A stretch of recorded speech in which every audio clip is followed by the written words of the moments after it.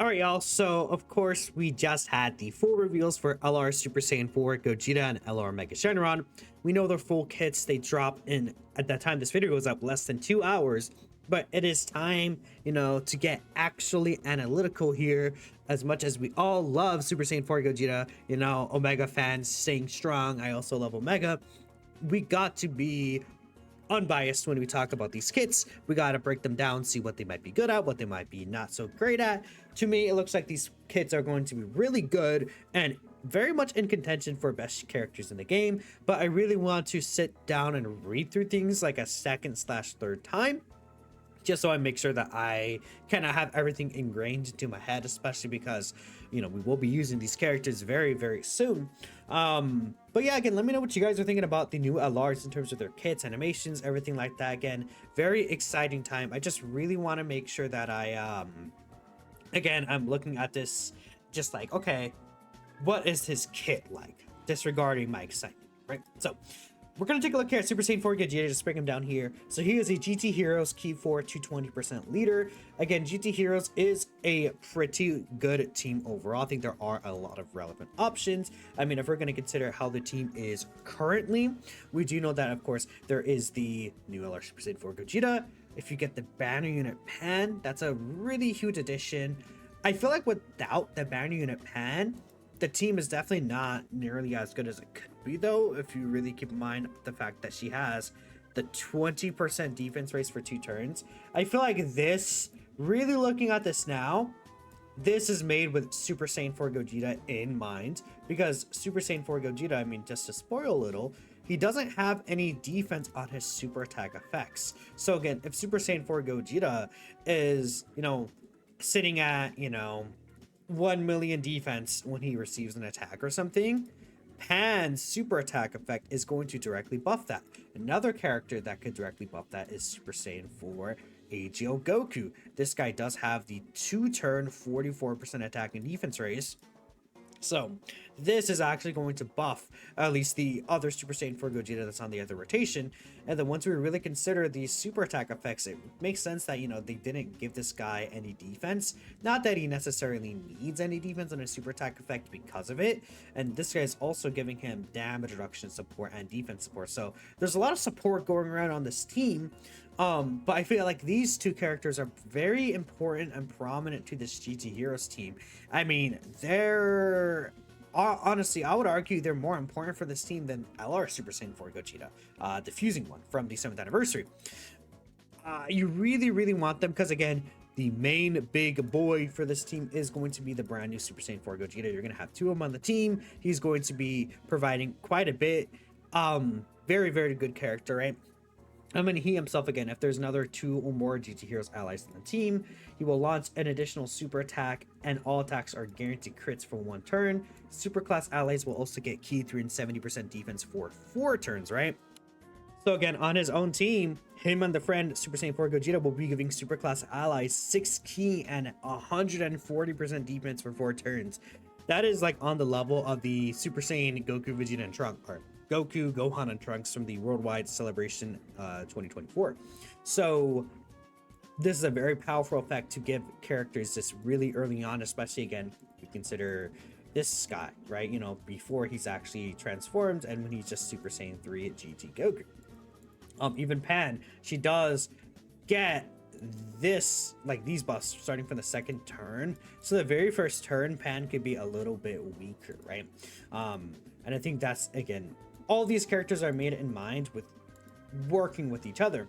We still have the GT Super Saiyan Goku and Vegeta, good characters overall, but I feel like it's a very tight-knit team. Again, 1, 2, 3, 4, 5, 6. Like, this is probably just the team you're going to run all 6 of these characters.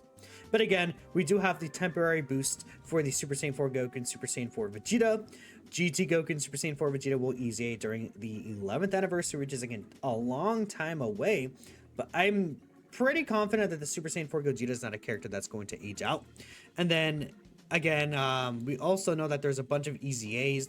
Year 2 Super Saiyan 4s are getting EZAs. A bunch of, like, Super Saiyan 3, STR GT Goku, Physical Pan, STR Trunks, like these really old characters. These 3 right here are getting sub EZAs.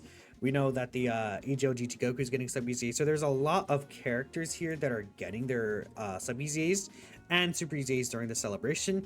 To where I think this GT Heroes team will be at a very good overall kind of build. So we'll see exactly what they do throughout the celebration, right? But that's why these two being here right now is so important for this team starting off. And that's why I really like, again, the idea of these limited time buffs. Really, really good for the team.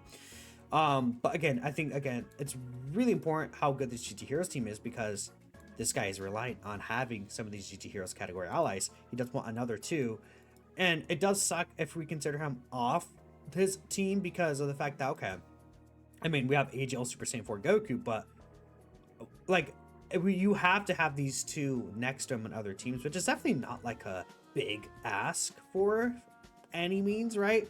But something you do have to consider, that you can't just freely throw him on every single team member, which I'm perfectly fine with, honestly, because making us actually use some of these like different team builds instead of just using fused fighters again, even though you could technically just use fused fighters again. Like, you guys get where I'm coming from. Like, you can't just throw this guy on you like, for example, you can't literally just throw this guy in the part 1 Dokkan Fest team.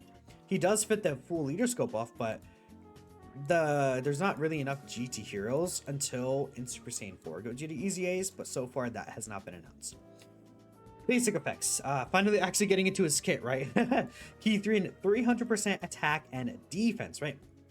1 key per key obtained, super effective, 50% crit chance, guard, 50% reduction, and then guaranteed additional super attack. All really good things. All of these things are pretty much confirmed for the most part. Having that guaranteed additional super is really, really nice too. When attacking, gets 300% attack, which is quite a bit. When receiving an attack, he gets 200% defense, but when receiving a super, he gets a temporary additional 200% defense. Against super attacks, he has 400% multiplicative defense. On top of this support he's providing, we have Pan, we have Super Saiyan 4 Goku, guard 50% reduction. Like, this guy's going to be quite tanky. Even though he doesn't have these super attack effects around, he's going to be really, really tanky once we consider everything moving around with the GT Heroes team. 400%, I don't know if we've seen a character that just straight off the rip gets 400% multiplicative defense like that, right? And even against Ki Blast Super specifically, he does have a 70% chance to nullify and counter it. Then he'll guarantee nullify and counter if HP is 70% or less. Again, Goku Black and Zamasu fight. We know that this guy is getting a fight. If he does the Big Bang Kamehameha in his new fight, that's a guaranteed counter, or that's a 70% chance to counter, right? So we'll see what happens there. After receiving 3 or more attacks, he'll launch an additional super attack starting for the next turn, guaranteed. So again, that basically will replace this 1 turn kind of additional super attack here for the most part. So he's always going to be doing 3 super attacks just in his base kit, right? And then after receiving 7 more attacks, guaranteed crits and key 4 for the rest of the battle. So pretty good overall. This is kind of icing on the cake. He doesn't really need the key like that, though. You know, one thing I need to see, his link sets. They did give him Saiyan Roar. Yeah, it makes sense. Okay, since he wants to be on GT Heroes, it makes sense that they wouldn't give him Fused Fighters, which is definitely, I think, a plus that he has Saiyan Roar, honestly.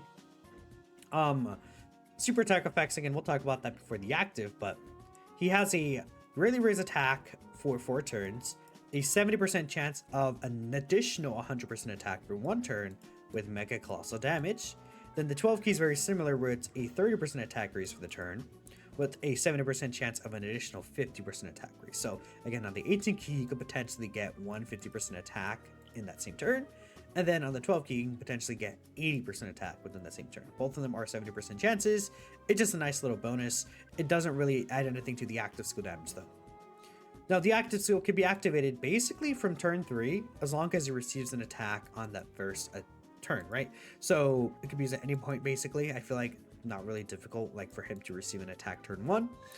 He will massively raise attack temporarily, cause ultimate damage. All attacks become critical hits, and he gains 70% attack and defense.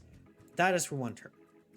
So it's not a permanent 70% attack and defense buff, but this active skill turn, he's gonna be like insanely tanky again. Let me actually we'll do the math right here about his defensive stat, right? And just take a look here at what this guy is able to look like defensively. So again, he's gonna be under his own 220% leader skill. Let's say he's in the first 4 turns, right? And he's getting, it would be 470%, 440% defense actually. Let's say he double Super Saiyan 4 Vegeta team turn 3, 440% defense right there, because it's a 300% plus the 140 from both the Super Saiyan 4 Gogetas in total. Then he gets, let's see, okay, so let's take a look here.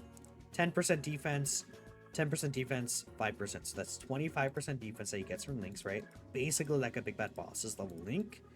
Then he gets 200% against supers, which is a 1.68 million attack stat, or defensive stat. Because again, it's basically tripling it. Against super attacks, 2.8 mil. With guard and 50% reduction.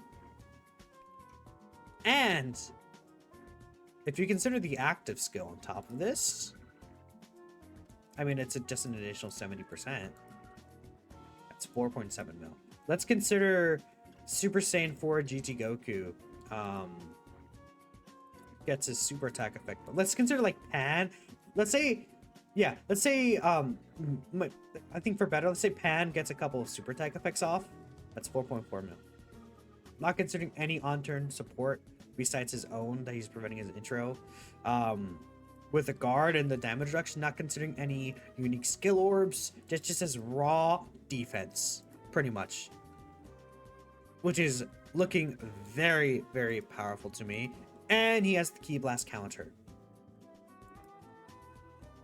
Gogeta, to me, just looking at his numbers, just like at a quick glance, very strong. And in certain turns, he could have 70% damage reduction. He's not always going to have that super class defensive support, but I mean, it's still going to be like really high. I would say he's not like unageable though. Like, I don't think he's unageable. To be fair, I don't think any character is unageable. I think people, like for example with Tech Vegito, people were like, there's no way they can make a unit better than Tech Vegito, but I mean, there is definitely comparisons to him. If not, I mean, I would argue there's characters that are right now better than him. So like, they can do whatever they want when it comes to these characters. I'm a fan of what this guy's doing. I would say, off the GT Heroes team, I'm not like, I think he's still gonna be really good off the GT Heroes team. But you could tell this guy is made specifically with that team in mind. Losing the intro is not the worst thing in the world, though. Like, at the end of the day, losing the support would suck.